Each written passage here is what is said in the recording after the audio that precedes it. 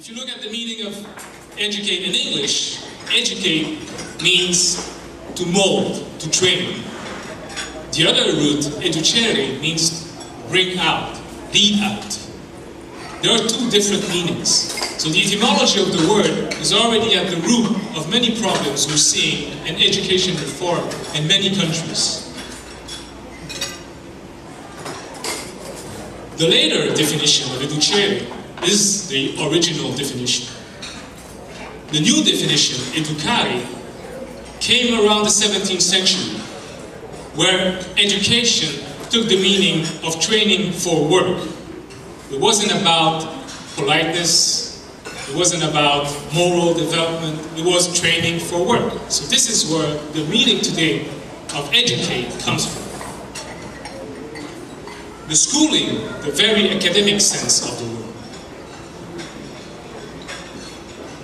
Since then, this is the definition that has prevailed. And we seem to have forgotten the other part of the definition, the educere. And when we look at our modern world today, we sort of wonder, where did that go? Yes, we can educate. But does it bring the right changes in society? We can train for work, for economic development, getting rich. That's education today. But are people really happier? Do we really change their lives, apart from increasing the amount of their bank accounts? So education is a very critical term, and we should not look at it in light terms. So what I want to get you started on tonight is that education overall is not only about schooling and academic achievements. It's much more. And in our beloved Haiti, this takes a lot of sense. We have not only to educate people to have brains, to work, to develop their intellectual capacities for academic achievement, but we also have to educate a citizen that will be a transforming societal agent, not only become the next president or a Wall Street guru, or we know where that takes us, right? This is the education today, being bright. So, and then we have to educate everybody.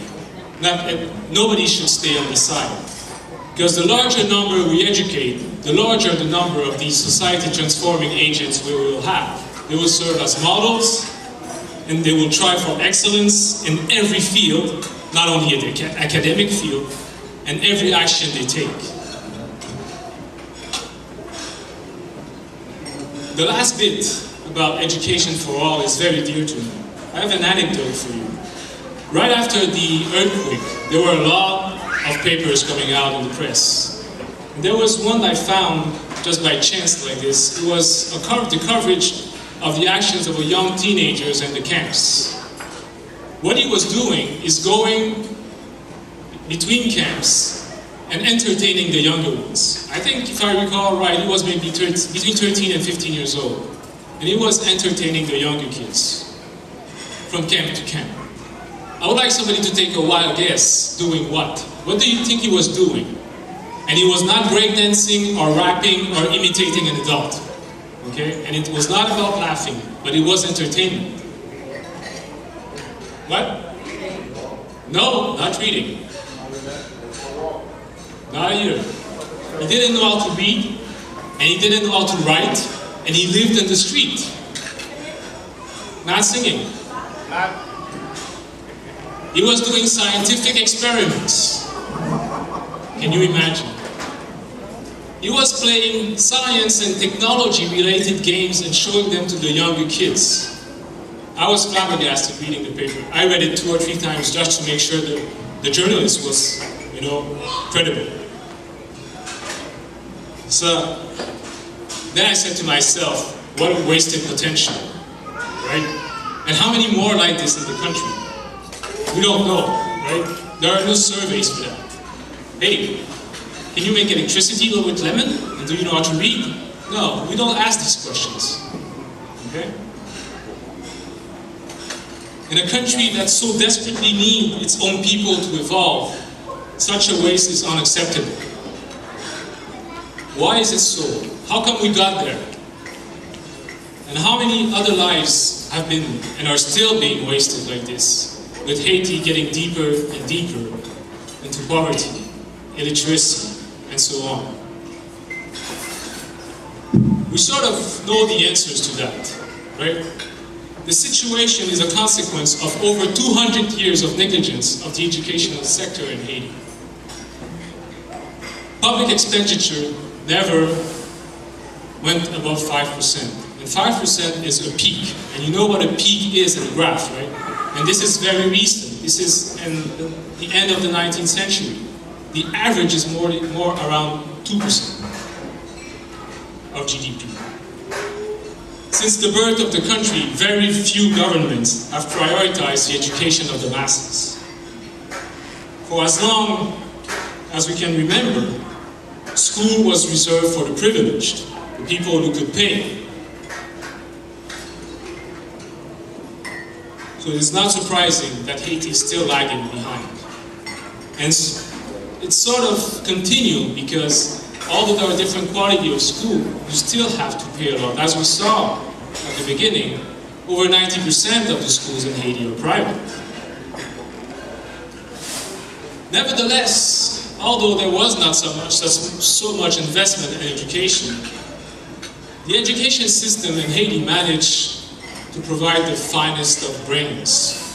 We can see that. We have Bill Pack, we have Jean-Claude Fouron, we have all these people that are bright and Nobel Prize candidates. And they all were trained and educated in Haiti.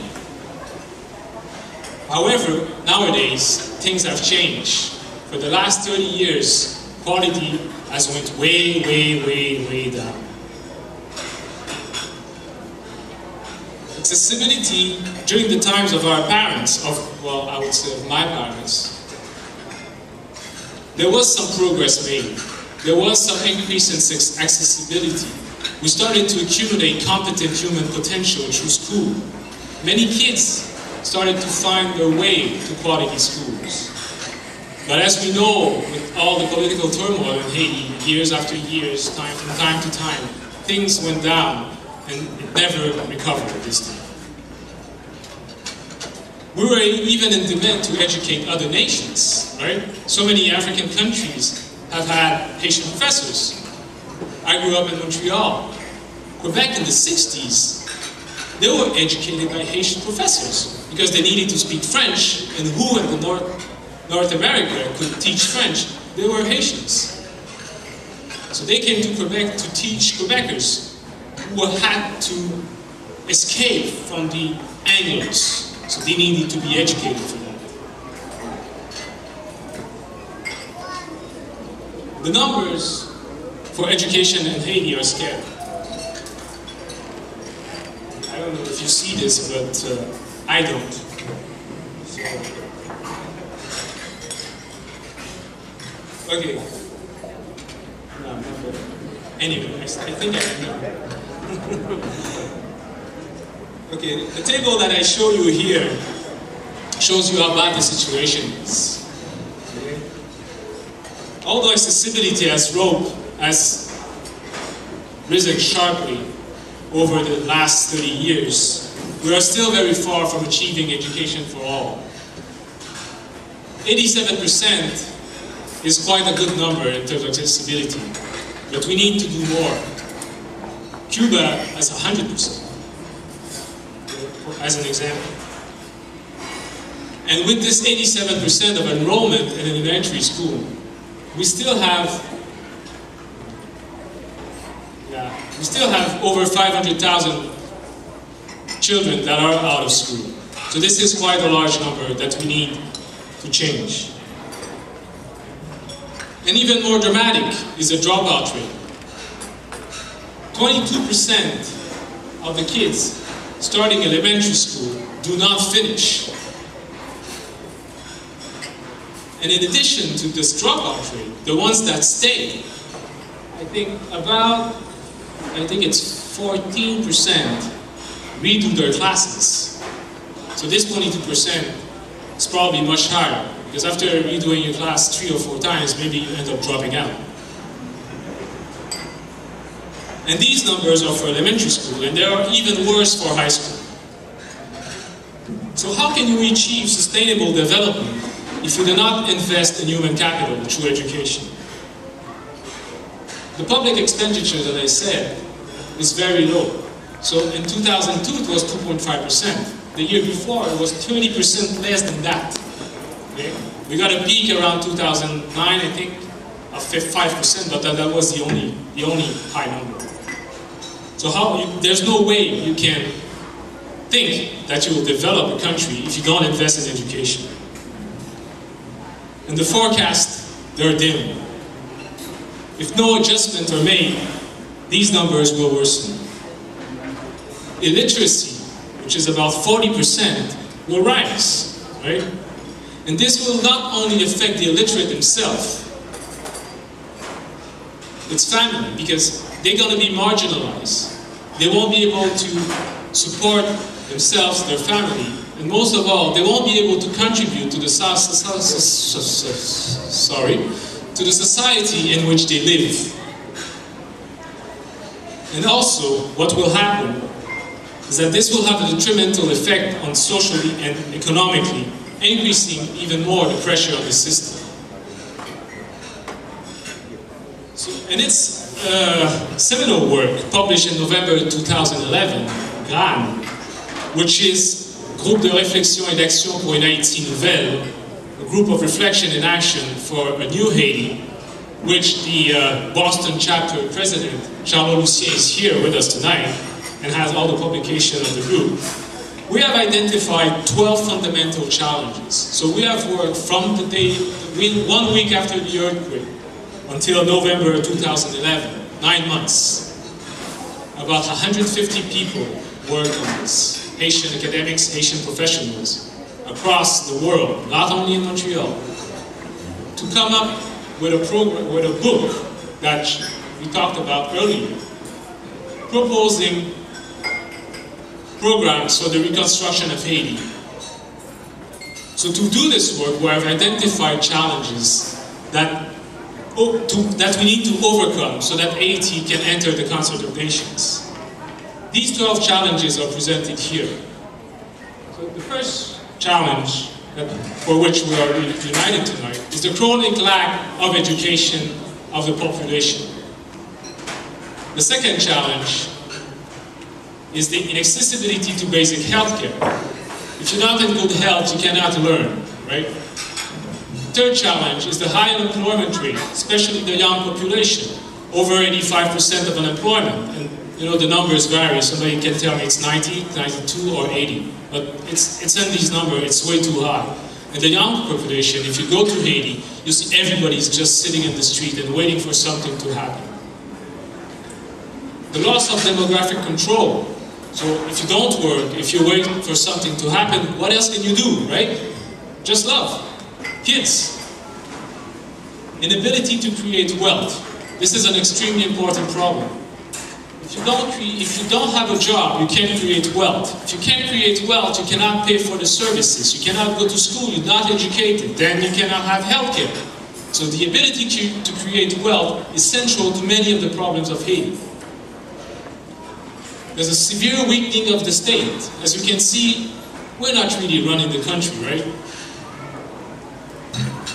There's a considerable damage to the environment. That, well, I won't get started on this. We all know 2% of forest remaining. When you look at Haiti, all the top of the mountains, they're not green anymore.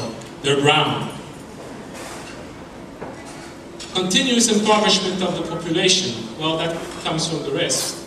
No job, no creation of wealth. You're just sinking deeper into poverty. Uninterrupted brain drain. Why should you stay in Haiti if you're educated? You know what's the dream of most Haitians in the country? They don't dream to have an education, they don't dream to get rich, they're dreaming to leave. Everybody wants to leave. The near total dependence on foreign aid. Well, over 65% or 70% of your national budget depending on foreign aid, there's no way you can plan your own future and take your own decisions.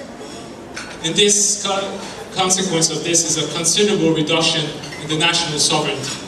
And above all this, there's social exclusion for different groups, the young, the poor, the diaspora, and women across all these groups are excluded from the Haitian society. In our holistic approach of examining these different challenges, we have done the exercise of looking at the interaction between them. We should not take every single challenge and work on it independently because they are all related. So if you look at the different challenges, we look at the interaction between them, and this figure actually shows you how they interact. As you can see, it's a pretty complex figure. The groups, the different challenges interact bidirectionally for the red arrows, meaning the influence of one are reciprocal between the two challenges, or unidirectionally the black arrows. To simplify the analysis, we have transformed this figure into what is called an incidence matrix. It's a matrix that looks at how groups interact. It's a table that is much easier to understand. The table shows that overall, the incapacity to create wealth is the most important problem in the country. Why? Because when you look at the table is showing you, the one that you see indicates that there is interaction between two challenges. And when there's no number, there is no interaction. So if you count the number of interactions in one direction, showing you how a challenge impacts another challenge, versus the other direction, how a challenge is impacted upon by something else, the ability to create wealth is the one that has most of these interactions, with impacting on 10 challenges and being impacted upon by all the 11 others. Education is the second, who actually has most of the interactions in this table. So how to solve the problem? How to solve the problem of creating wealth so that creating wealth can impact, because since creating wealth impacts on 10 other challenges, if you solve that problem, you can imagine how the other challenges will get the boost. And then we probably will solve these problems too. However, this creation of wealth is not going to be the single answer, although it is the most important. If we don't raise the quality of our education system, we won't be able to create wealth. It's like the chicken and the egg, right? We have in the grant 10 different committees addressing most of these challenges. And there's always this issue about, what do we do first? Do we solve the economic issue, or we solve the education issue? It's not one or the other, but one thing's for sure, if you're not educated, you won't be able to create wealth. So although this matrix put the creation of wealth at the top of the challenge scale, it is clear that we will not succeed if we do not first solve the education problem. Investing in the human capital is the only way out. And this will start by providing education to all. We know this. There are tons of studies on this. So why is it not happening? What is stopping us? Why is the system sinking deeper and deeper? I can see several reasons for that. One very important reason is the lack of governance. There is no control on the education system in Haiti.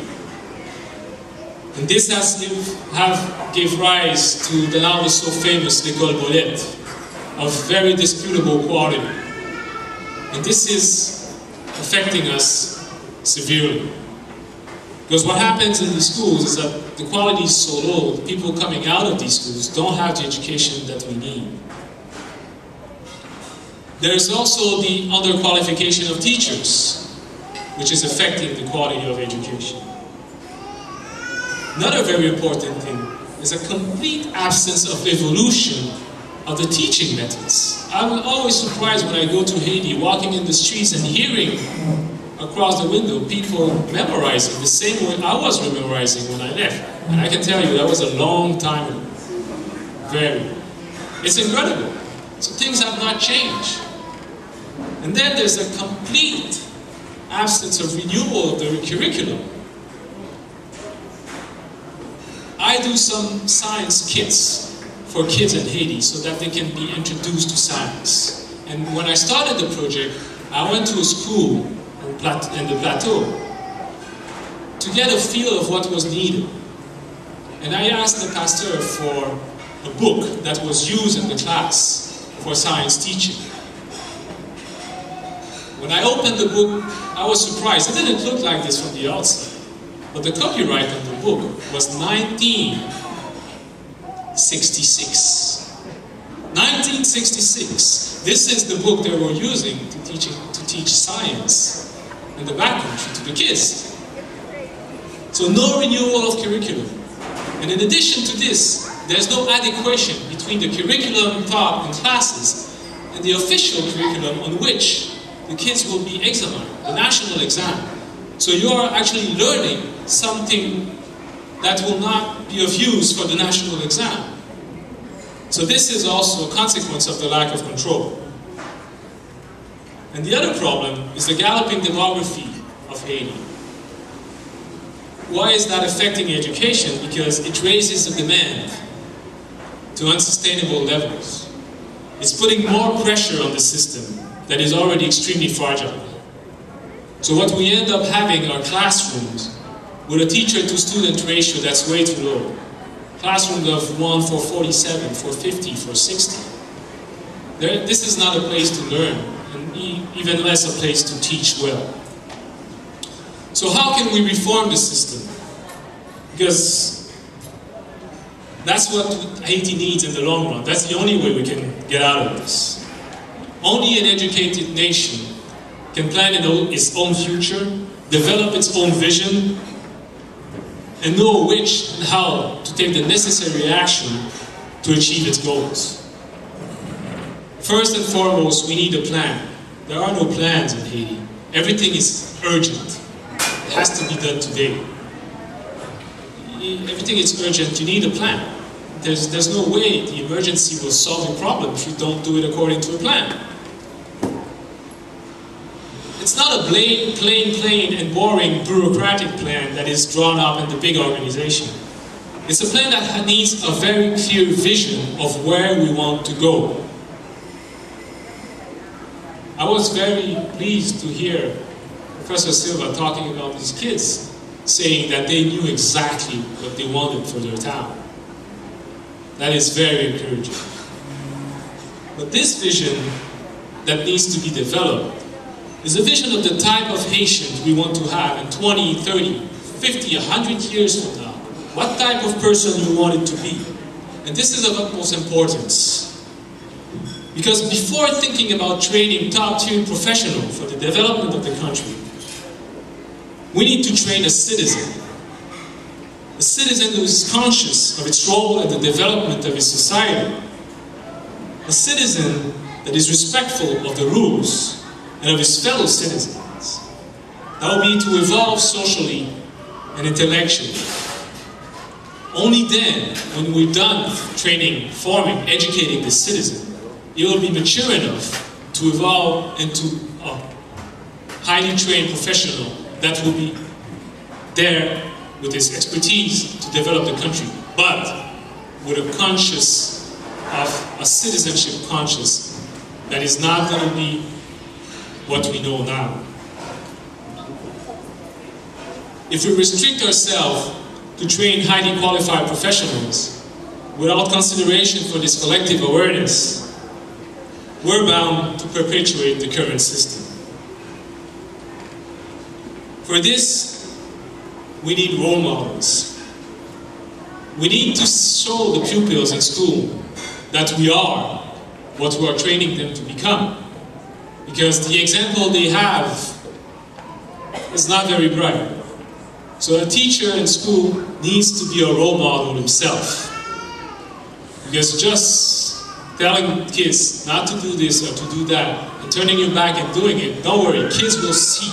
Kids only see what they're not supposed to see. So remember this. Be a role model. You'll tell me this is utopic in the 21st century, this very individualistic new modern world. Maybe. But I think this is a rational utopia. One that has never been tested in Haiti. If we want a new Haiti, we need to go against the reality prevailing now. We need to impose this utopia. The status quo is not an option, because we won't have a country if it stays like this. However, there are reasons to be optimistic. The young generation, the very young generation, is gasping for models. They're gasping for role models. They want to see people that are actually doing what is needed to be done. There is an emergency to go after these youngsters and show them there's a different way to do things. Because day after day, we're losing the most well-intentioned ones to the dark side. The side that has prevailed for the last 200 years, and that will bring Haiti down if we don't change this. So what can we do, us Haitians, from the outside? You saw that you will notice I never mentioned the word, right? We're Haitians from the outside.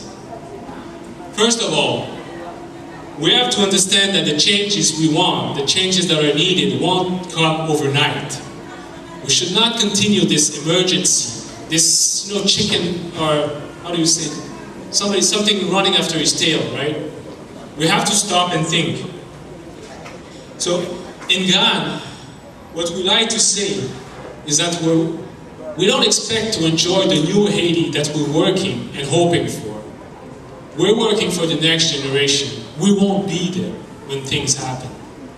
And that we have to keep this in our minds. And this can only be achieved through education.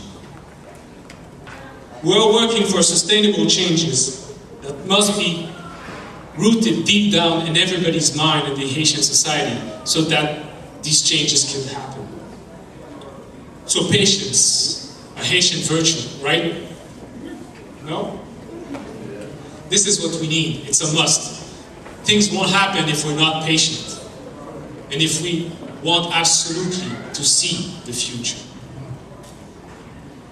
For sure, as Haitians living abroad, we want to contribute to this big commit. But before initiating and embarking on any project, we have to define the long-term goals. Not just any goal. We have to project ourselves in the future, ourselves in the country, and we have to see that the projects we're doing, what will be their impact in 50 or 100 years from now. If we can actually understand the impact, that means that what we're working on is worth it. It will change the course of things in a sustainable manner. This is extremely important to keep in mind. There is no more space on the skin for band-aids. There's no more time for sporadic, non-sustainable interventions that have been going over so many years. It is time now for Haiti to rise from its coma. And that requires a sincere, constant, collaborative, and altruistic effort on very high-impact projects. True, education is a very noble cause. And as we saw in the previous graph, this is one of the highest potential impact on the country. But beware, if the impact are not well defined initially in your project, even in education, your action won't give anything. It will be like flogging a dead horse. And this is not lightly said. Look at all the actions in the education sector for the last decades plural. And look at the impact. Where is the impact on the development of Haiti? Do we have a new citizen? Did we reduce the brain drain? As I said, most Haitians still want to leave the country. And the brain drain is making Dominican Republic universities richer and richer. Can we create wealth? We know we can't, right? Just look at Haiti. Did we reduce unemployment? So where is the impact after all these decades? Are people happier, right? I don't know for you, but I find it very sad when I walk in the streets in Haiti and I see people, I see sad faces. It wasn't like this when I was going on vacation when I was young. People are sad, and this is very sad. People are not happy. We did not raise the GNH in contrast to the GNP. The GNH is the gross national happiness product. This is not a joke. This is something that has to be a factor of development. Because you can be poor, you can be happy. In Haiti, we're poor and not happy. And that's very sad. In the holistic and collaborative approach that we prone in grahn, support to education throughout the country has to take into account the many needs of the communities and all the interactions that we saw between the different challenges. We should not have specific education goals. At this stage of my talk, I must present our host tonight as the A++++ student of the class, the example to follow. When you look at the programs of the FATEM organization, you clearly see the consideration they have given to the holistic approach that grahn is proning. This initiative, limited to the Myrbalais region, will catalyze lasting changes with high impact. I'm sure they have projected their project in the long term to see what impact they were looking for. And this was well done, homework. So we need to share these experiences across the country so Haiti can find its path to sustainable development. We need to network these regions with high impact projects so that everybody can learn from each other and benefit the whole country. Such a network is currently being set up by grahn. The RENACER project, RENACER stands for Réseau National de Centres de Ressources. It's a national network of resource centers, also known as Knowledge and Learning Network, already set up in many Caribbean countries and other countries. The RENACER project will cover the whole territory and give universal access, non-discriminating access to high-quality educational content. The centers will catalyze the integration of local communities to every aspect of national life, whether it be cultural, economical, and social. At the educational level, the diffusion of the same high-quality content will flatten the unfair differences between the different schools, the different regions of the country, and guarantee equivalent chances to everyone. What we envision is that the same high-quality history, physics, chemistry, mathematics course that is given in a top school in the capital will be available, far, far away in the northeast in L'Oiseau, or far, far away in the south in Boudon. The same top quality course will be given there. And this is the goal of the RENACER project. And all the 567 communal sections will have the same course as the top schools in Port-au-Prince. So how is the network set up?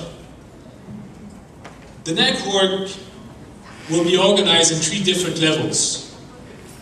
The CRN, the CRR, and the CRL. The CRN, which will be a single center, is the National Research Center. This center will be responsible for coordinating the centers, producing high-quality content, and evaluating this content, and also be on the outlook for the needs of the backcountry. The 10 CRRs, 1 per department, will be the connection to the CRM. And they will be responsible for distributing the content coming from the CRM. The last level are the CRL. These are the most important. This is where the content will be put to use and guarantee that everybody is on the same level. We want to build over 1,000 of these, one in every communal section in the country, and even more, so that everybody can have access to good quality education. So this type of structure is one in which initiatives like the ones taken by FATEM could easily fit in order to share experiences and contribute and take advantage of what is being distributed. So, as we might have guessed, this will require technology. It will rely heavily on technology development. And this will contribute to bring Haiti to level with other countries in the region. This is the macro aspect of technology usage. It's infrastructure. And it should be exploited to the maximum for the benefit of all. But there's also a micro aspect to technology usage. Things that we do, right? Computers at home, organization, schools, classrooms. So if we focus on the classroom itself, there's a lot of hype these days, all around the world for this. And so many believe that this must become the rule. I know the world is changing at a very fast pace, that's true.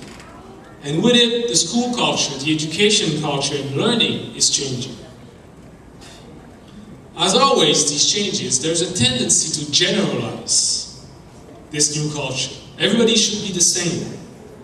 And what happens is that we tend to dismiss the personal aspect of the learning process. Not everybody is the same. And even more so in Haiti. From the Khan Academy to the MOOCs, education is shifting to a more autonomous learner's world. This is in the world. There are pros and cons for and against this, and we won't discuss it here. Suffice it to say that maybe there are not enough safeguards on these projects to guarantee their long-term success. And by long-term success, I mean that they have to be beneficial for everyone. In this context of Haiti, the macro usage, like the Renascer project, which belongs to the macro usage of technology development, takes all its sense. But for the macro project, it's a whole different ballpark. The general belief that any kid can take a computer, manipulate, and learn from it is a generalization.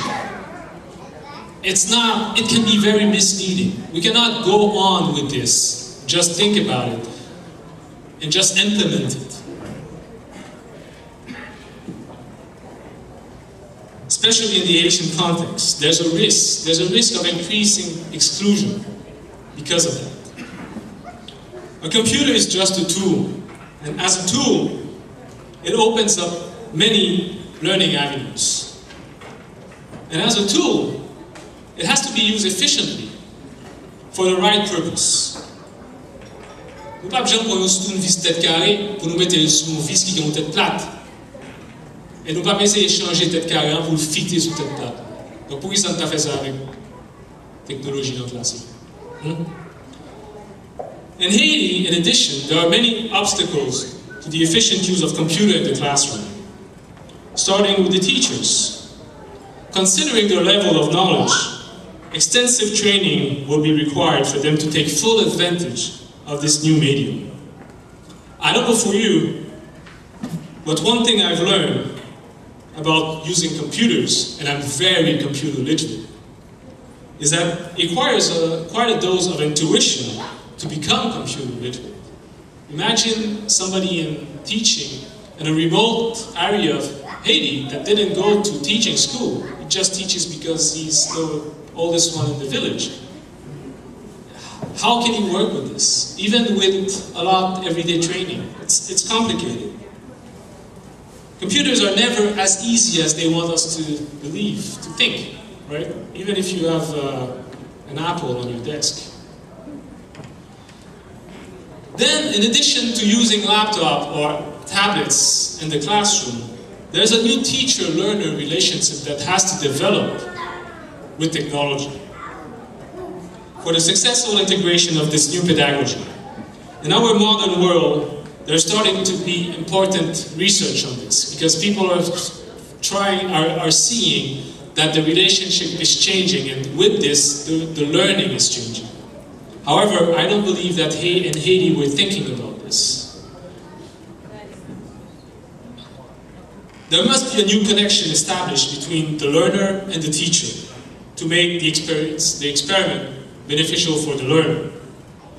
Using computer in the classroom requires a great deal of confidence, patience, flexibility, and capacity to adapt and initiate on the teacher's side.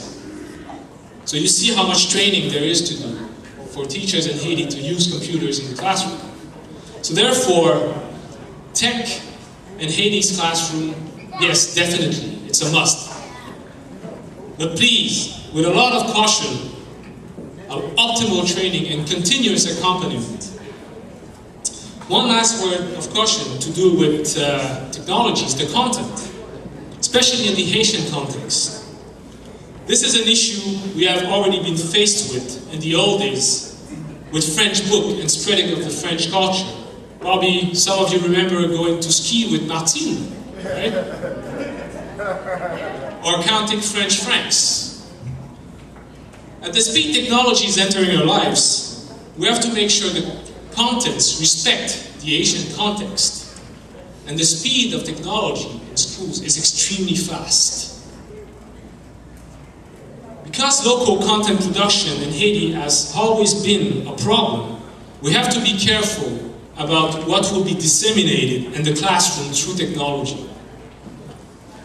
We have to educate, and we have to educate fast and very fast, because the world is changing at a pace, and it won't wait for us. However, slow down just a little bit. Take a deep breath and think about what you're going to teach the kids. If you just implement what is being taught on the web, you're not going to have the Haiti that you think you're going to have. Because this content that you're going to give is going to have a permanent impact on the country. So you have to think about the content and be careful about what's being disseminated in the classroom. To finish up, let me link all these subjects to teachers' training, which quality is cruelly lacking in the country. In order to face the global changes and not drag behind the crowd, we need to catch up by making sure Haiti children are ready for this new world. And it is not with the quality of education that we have today that we will succeed.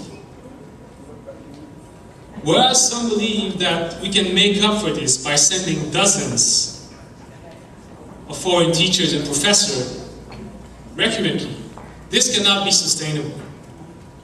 We need to make sure that these people actually train Haitian teachers to be replaced. So train the trainer, that's very popular, right? It is necessary to address the issue at its root and make sure the teachers getting out of university have what is needed to teach well. The way to do this is to have well-trained university professors that are responsible for training these teachers. Unfortunately, the Haitian university system consists of only about 1,000 professionals, 1,000 Haitian academics that actually only sporadically lend their time to higher education. This is the incentive behind the creation, again by Gala, of a graduate institute, the Institute of Science and Technology, called ISTEA, for Institut des Sciences, des Technologies et des Études Avancées d'Haïti. This institute will be an academic institution of excellence, dedicated primarily to postgraduate training, master and Ph.D. level, in the field of science and technology, because we strongly believe that science and technology are the way out for Haiti. This will contribute to prolong the actions of existing Haitian institutions and reinforce their teaching capacity by providing additional resources in specific areas where expertise is insufficient or non-existent, namely science and technologies. This will not only contribute to raise the quality level of teaching, because people coming out of this institution will have the level, but it will also establish a scientific culture to make people understand that we need to harness science and technology for the development of the country. The first program will start in the fall, and it will be a disciplinary education graduate program. Because before starting the university, the institution, we did a survey across the country. We asked people what they wanted the institute to teach, what programs, what graduate program they wanted. And most of them said they wanted teachers, they wanted to train teachers. But we don't want to train teachers as just teachers. Just like doing a master or Ph.D. in education is not about learning how to teach.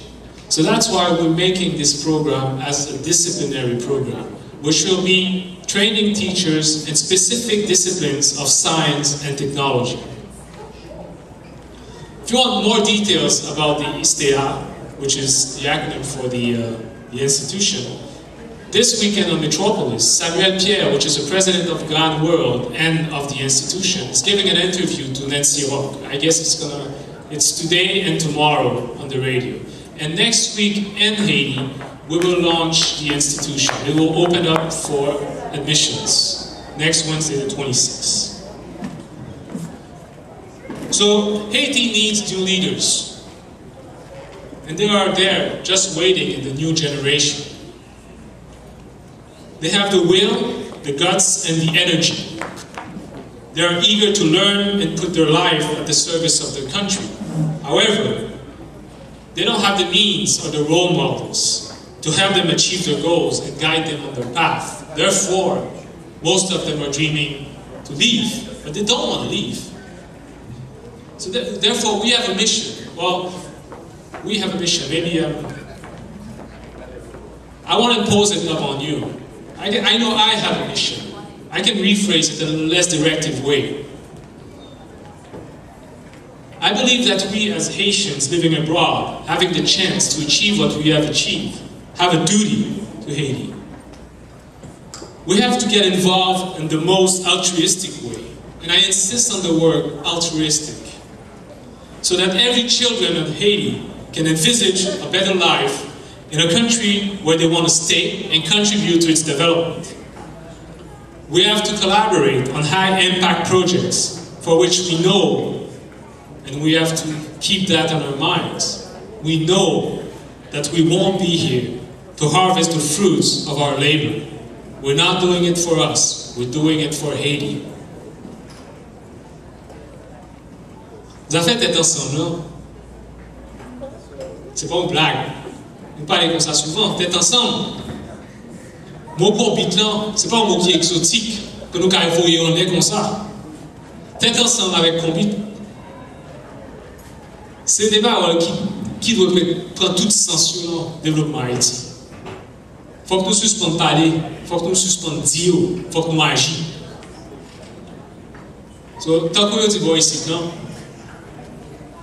Like we say over here, let's put our money, our minds, our brains, our energy, our heart, where our mouth is. Roll up our sleeves and get to work. With that said, I wish FATEM all the success in its fundraising event, in its current and future projects, and invite them to register as Renaissance centers to contribute and share their knowledge with the rest of the country. We're looking forward to working with you for better Haiti. Viva Haiti! I thank you all for your attention and wish you a great evening.